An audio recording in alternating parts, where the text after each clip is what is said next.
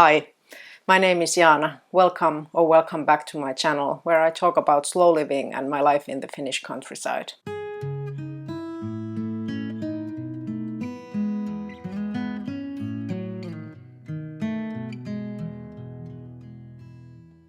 My last video about being highly sensitive got a lot of traction, and you people left a lot of comments.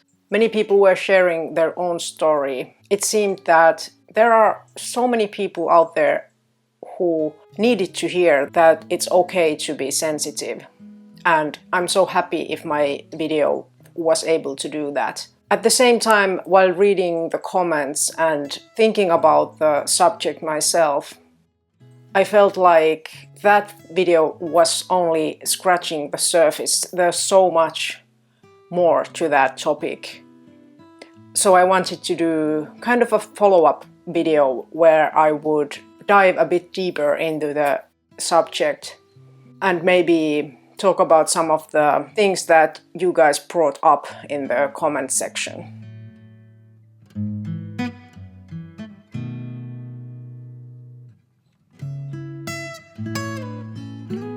And first I need to remind you that I'm not a medical professional.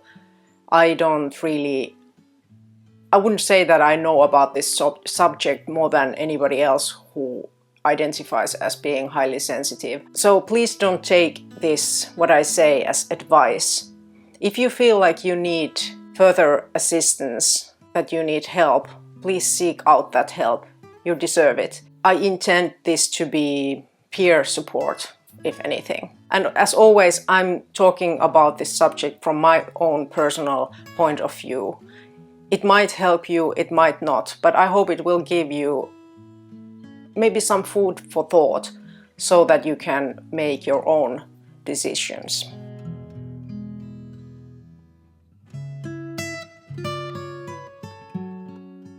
As far as I know, I think there's some debate over being highly sensitive, whether it's something real even. I'm not sure if there's a scientific consensus about how to define being highly sensitive, and if all medical professionals even accept that such a condition exists. And one thing that's very important is that being highly sensitive overlaps with other conditions such as ADHD, being on the spectrum of autism, anxiety. The difference is that those are medical conditions. Being highly sensitive is not. But the symptoms are sometimes overlapping. Some people pointed out to me that being highly sensitive can also be caused by a trauma in childhood. And I believe that that's absolutely true.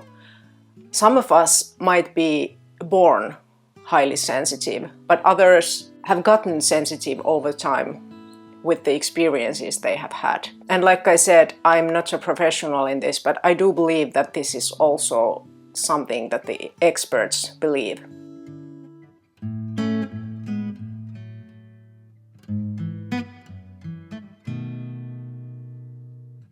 But there are a few things about being highly sensitive that no one really talks about, or at least I feel they are not talked about enough.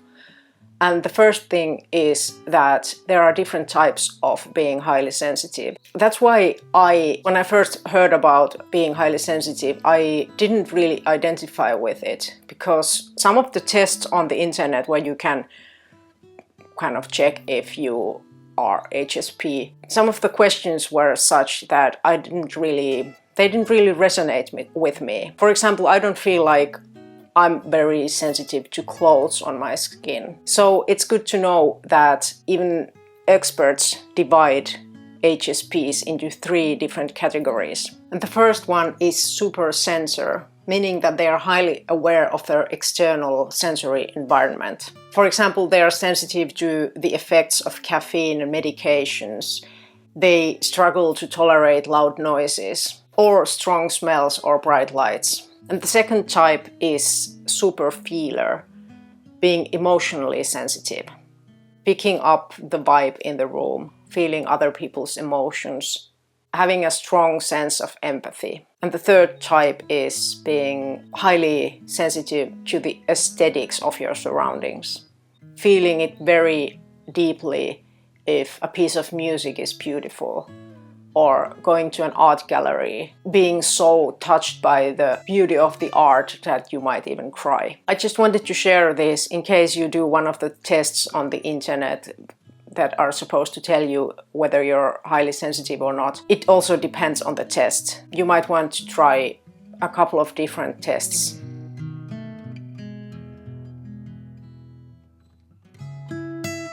And one thing that's really important to remember is that being highly sensitive doesn't equal being an introvert or even shy. I think that's something where people often go wrong. There's even such a subcategory to HSPs as high sensation seeking HSPs, which means that they crave new experiences, but then they get overwhelmed easily. And I actually felt like I was one of these sensation-seeking HSPs. When it came to travel, I was always willing to travel, go to new places. I was very interested in new cultures. But I don't know, maybe I have changed a bit. I don't really value traveling that much anymore. But what I have noticed in my personal life, that my sensitivity changes or has changed over time. So that even though I have had this tendency my whole life, or as far as I can remember, it hasn't been the same all the time. When I have been going through periods of stress, my sensitivity has gotten much worse. But when I've been in a stable phase in my life, it's been easier. So for me, this indicates that if this tendency can change, then there's also something that I can do about it. And I don't mean that I would want to be cured from my sensitivity, or even that it would be possible. All I'm saying is that I can do things to impact how much it affects me, or if it affects me at all, how well I'm going to be able to live with it.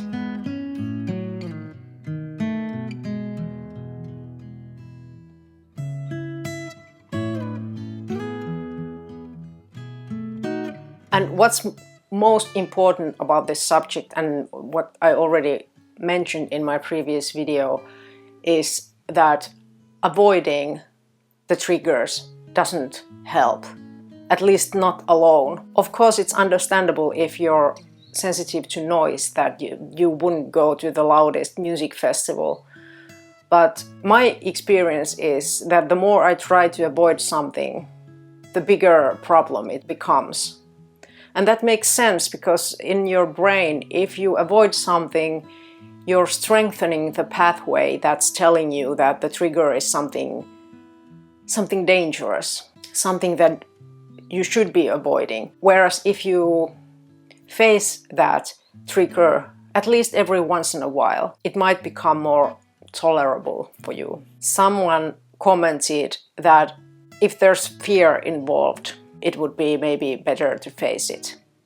And I completely agree. And what's important, in my opinion, is that fear can manifest in so many ways. It's not always this loud screaming fear. It can be procrastination. It can be just reluctancy to do something, making excuses why you won't be going somewhere. And if you notice any traces of fear in your behavior or in your thoughts and emotions, then in those cases I would make the choice to try to challenge myself with that particular thing, even just a tiny bit. Let me tell you about something that happened a few weeks ago. There was this arts and music festival in this town. My husband is one of the organizers, and my kids' band were playing there.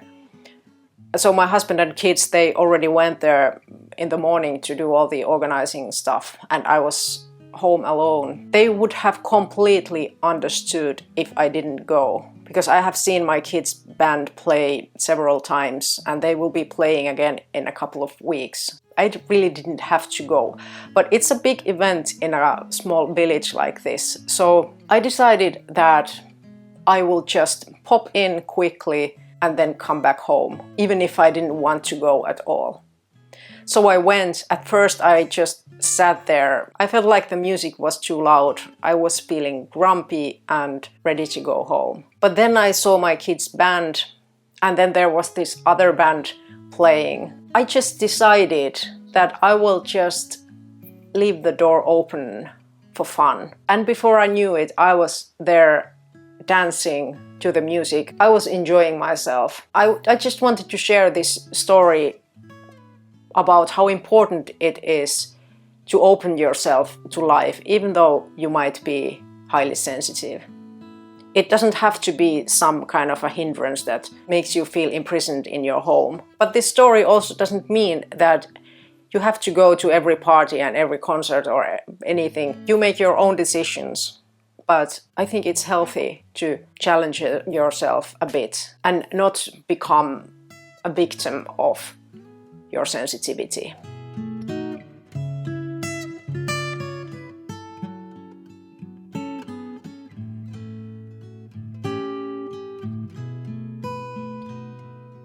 What I have found very helpful is reframing it, finding new associations with the trigger. When my kids are being noisy, I try to remind myself that this won't last forever. In a few years, they will be teenagers and they won't want to spend so much time at home at all.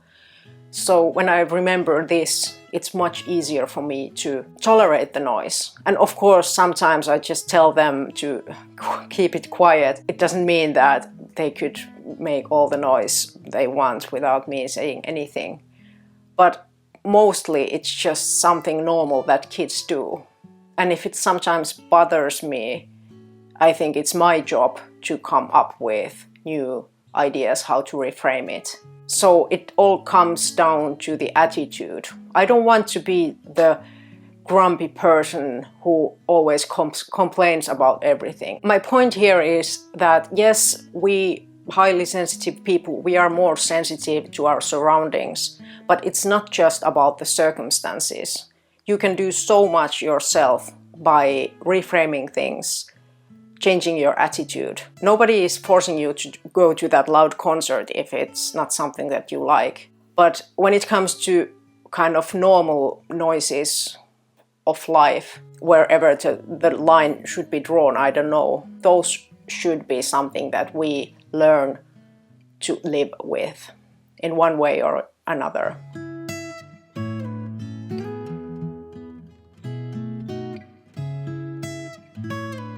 And when it comes to being an empath, being very sensitive to other people's emotions, you can certainly learn mindfulness techniques that help. You don't need to carry the burden of other people's feelings. Even though you might have the sensitivity to do that, you just need to learn how to set your boundaries and let go of certain feelings.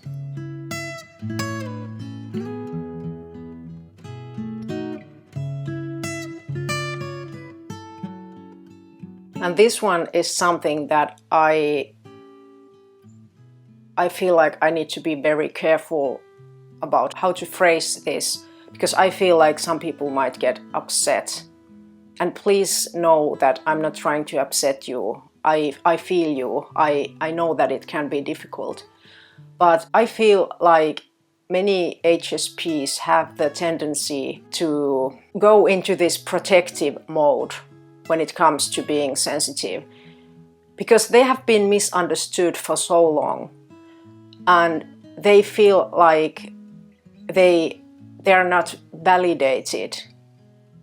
And especially if it happened in their childhood that their caretakers didn't really see them or hear them for who they were.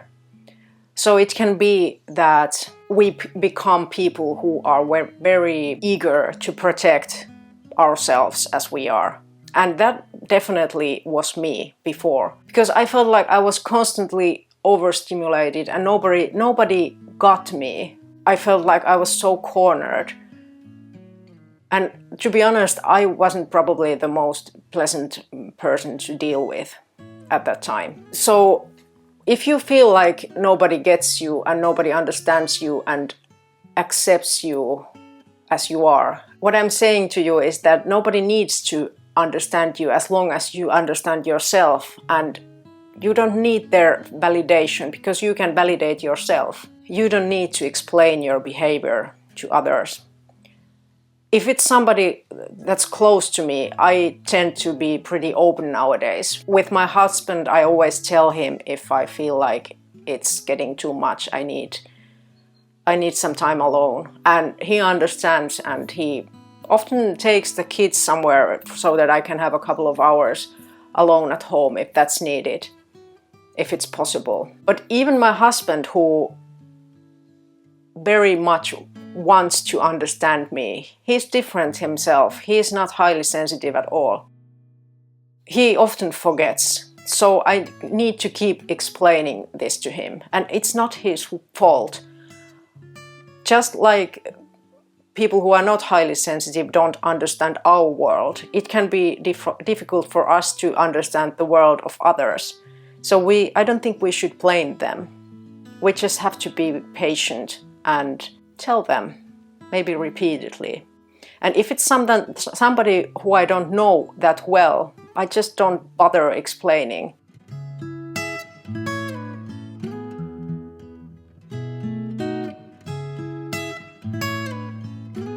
Okay, now I've been talking for quite a while. If you're still watching, I want to tell you that it's okay if you disagree with what I said. This is just my take on this. Feel free to share your own thoughts down in the comment section.